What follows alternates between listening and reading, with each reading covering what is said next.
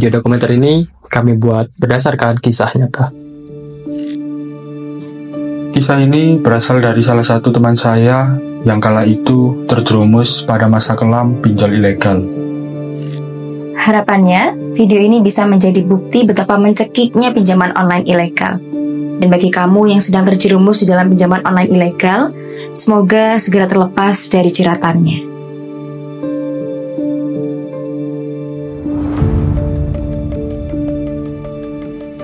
Saya awal tahu pinjol karena main slot waktu SMK sebenarnya, Mas. Ya, diajak teman-teman. Beberapa kali menang bikin saya ketagihan. Sampai modal saya habis. Dari situ saya cuma kepikiran pinjol buat modalnya lagi.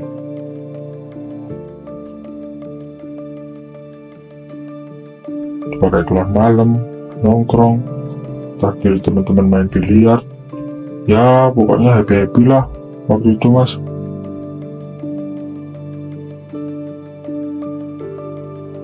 Bukan telat lagi, waktu itu sering sekali saya nggak bayar. Tiap sekali pinjam, saya pakai nomor lain, kemudian langsung copot ganti, gitu biar nggak diteror, Mas.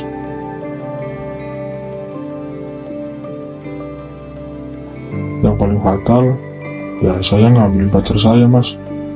Malam itu gara-gara saya mabuk, saya kebablasan. Akhirnya ya saya nikahi.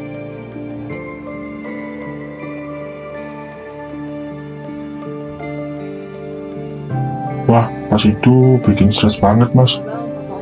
Banyak keperluan yang saya harus bayar. Ya akhirnya tetap jalur ninja. Saya pinjol lagi. Sampai rumah saya didatangi sama debt collector, Mas.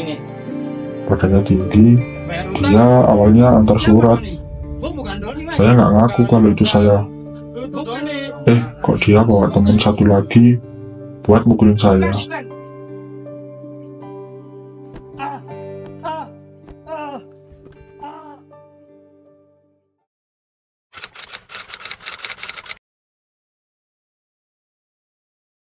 Kalau pinjaman online yang ilegal, saat ini silakan masyarakat atau pengguna pinjol lapor kepada kepolisian terdekat gitu untuk melaporkan supaya aplikasi-aplikasi pinjol yang ilegal ini bisa segera diberantas sehingga tidak ada lagi masyarakat yang menggunakan aplikasi pinjol ilegal.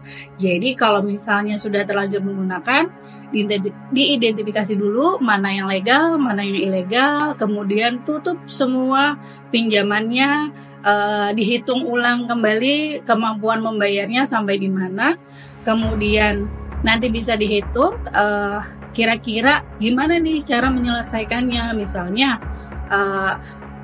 dipilih dulu bunga yang terbesar sehingga semakin cepat pinjaman dengan bunga yang terbesar, maka kewajiban kita atau sisa pinjaman kita akan semakin berkurang nih gitu. Nah, itu salah satu upaya gitu ya supaya kita bisa selesai segera dari jeratan pinjol ilegal tersebut.